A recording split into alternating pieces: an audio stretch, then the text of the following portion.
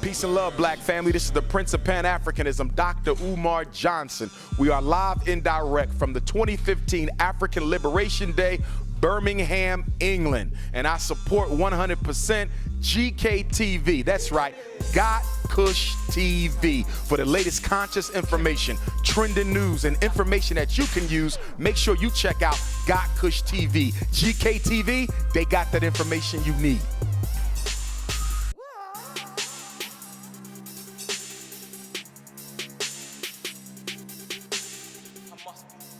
And the parents I speak to every day, 13, 14, why? When your child starts secondary school, they start in the top set. They are top of their game, very, very highly intelligent.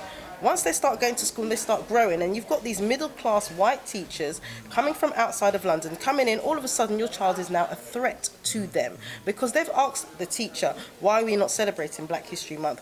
Why are we not doing things that represent me? Why are we not doing and talking about people who look like me? Then your child is now labelled in the staff room, and these are black teachers that will come and tell you the same thing. So with regards to that, then your child is pushed out of school. However, the school's being still paid for your child to attend the school, but your child is not allowed to attend the school. They go to some place down the road where they're doing manual labour. Now that manual labour is no use to the British economy because we have Eastern Europeans here in the UK actually doing those jobs for £3, £4, £5 an hour. Whereas your son or daughter, if he wants to leave home or do anything, needs to earn more than that. If he's not earning the money or she's not earning the money she needs, what does she do? When they're not in school, or if they do go to these sideline schools, if they fall out, there's nothing that the state will do. They don't actually care. You can write to everybody, you can speak to everybody, and I'm speaking from experience. I'm not speaking from hearsay or what I read in a book. I'm speaking from experience of what I saw happen to my son. Go from a top grade right down to not attending school for 14 months to being threatened by the state that if my son does not attend school, I will be arrested. I said, bring the police to my house, please do, because I want to see what you're going to do because you have actually failed my child. But what they actually do is want to actually push them into the drug system, into going on the streets and XYZ, and then where do they end up? In the prisons where they're drugging them. There was empires in Africa called Kush, Timbuktu, where every race came to get books. My success to you, even if you wish me the opposite. Sooner or later we'll all see who the prophet is. This is gotkushTV. We are back here again. We're in the middle of the country, up here in Birmingham at the PACM 40th anniversary, and it's been on fire today. We've had some great speakers out there, people all around. We've had the crowd just moving. You know what these events are like, just beautiful. The key point is the people. And when you look across the crowd, you see them colours and just African culture. Listen, don't mess around with that. But right now, we're here at gotkushTV spot. We're here with Cheryl.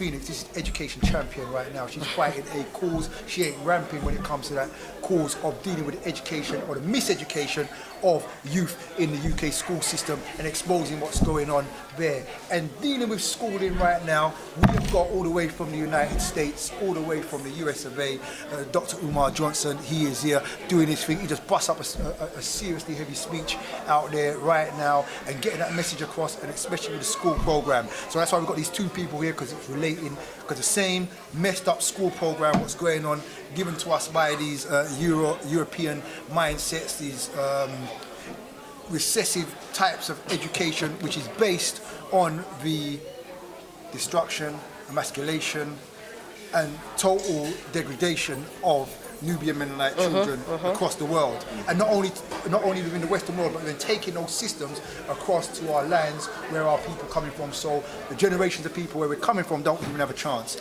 So these are two pioneers in this form of education. So we're going to speak to them both right now. We're going to start off with Cheryl. We have Umar, Dr. Umar waiting in the wings. We're going to speak up with Cheryl. Pleasure to have you up here. Thank you very much. Recently you had the UK... the Black Child Agenda. And that was Part 1. On fire. I know we've got Part 2 coming up. Part 2 is coming up this weekend. Very, very soon. How are you finding, you're pumping this message, you're trying to educate, you're trying to get parents educating, you're linking up with as many people as you can, trying to get them educated. How's the fight? The fight, we're still fighting. It's an ongoing battle. However, the message is getting out there. The interesting thing is through our marketing efforts, through what we're doing, we're finding parents coming forward, we're finding people whose children have been taken away coming forward, we're finding people who have been forced on drugs coming forward, and they're speaking about it. We're finding children coming forward and talking about their experiences. We're finding children that have been taken from their homes, and these are 16 and 17-year-olds coming forward and wanting to be at the event and tell their story. The one that we did on the 10th of May in Brixton was an eye-opener for a lot of parents, because some of the issues that we're facing in the UK, that the schools to prison pipeline terminology itself in the UK is quite a new one. However, in the USA, it's not new at all. With regards to having police in the schools, with regards to having social workers in the schools, with regards to stop and search in the schools, with regards to the criminalisation of our children in schools, to us in the UK, it's a new phenomenon. It's been going on for a long time, but we haven't actually put it down to something. We haven't had a terminology for it, but yet they've been gearing up our black boys in particular for the prison system. They've been drugging our children for a very long time. And then we have the issue again, as I mentioned earlier, and I asked the question to Brother Umar about the secret adoptions. Now, this is an issue that a lot of people and a lot of parents aren't aware about, but it's something that needs to be highlighted even more.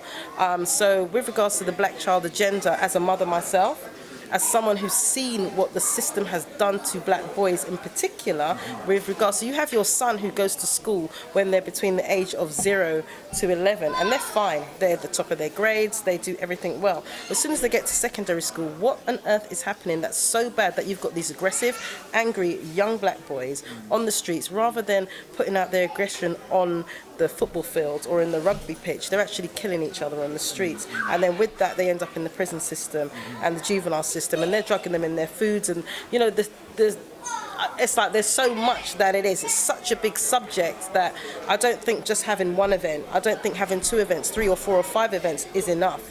We need to actually get parents engaged. We need to make sure parents are setting up their own events to educate their local community, to make sure that the black child agenda is the top of their agenda, because you're producing black children. I mean, and that's a key point when we talk about black children, because, you know, a lot of people, we become living in this society, a very selfish me society, whereas, you know, we've got generations of people having children, but not really looking at the value and the asset of what these children are, and we just accept the status quo, you know, send them to school, accept what goes on within the school system. And it's, you know, especially across the USA, we saw this thing going on. And I remember you'd watch the programs when we was younger growing up, and you would see the metal detectors in the schools, you know, on the TV programs. And then I remember seeing the first metal detectors come up, but you didn't really correlate the two coming together. Okay, now in the United States, obviously you've got exactly the same situation going on, and where we're just starting to become aware of this, where it's been going on for a long time, and as Cheryl said, it's being termed. In the United States, how long has this been going on, and what has been the detriment? They always say the UK is like X amount of years behind. Yeah. So what is the detrimental effect which is now bred to and led to in the United States, which you can see from your experience of speaking to people over here, where we're going? Well, I would say that one of the biggest outcomes of the school to prison pipeline would be the mass incarceration complex. The failure of the schools directly feed the jails.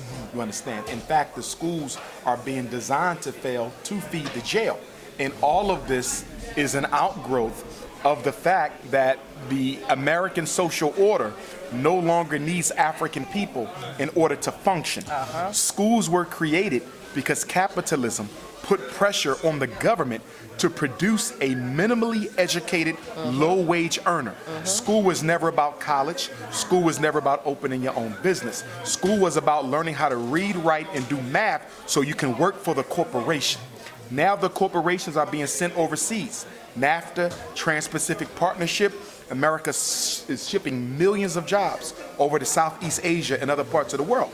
So if there's no jobs, and school exists to prepare you to work, but there's no jobs, then what now is the prerogative of even having a school? You don't have a reason for school now in America, unless you redirect the focus from preparing children to succeed to preparing children to fail. And now the modus operandi of the American public school system is to prepare the children to fail intentionally so they can feed the jail. Tell the devil man them can't harm me. Right there with ALD, Garvey, Leonard P. Rastafari. Right there with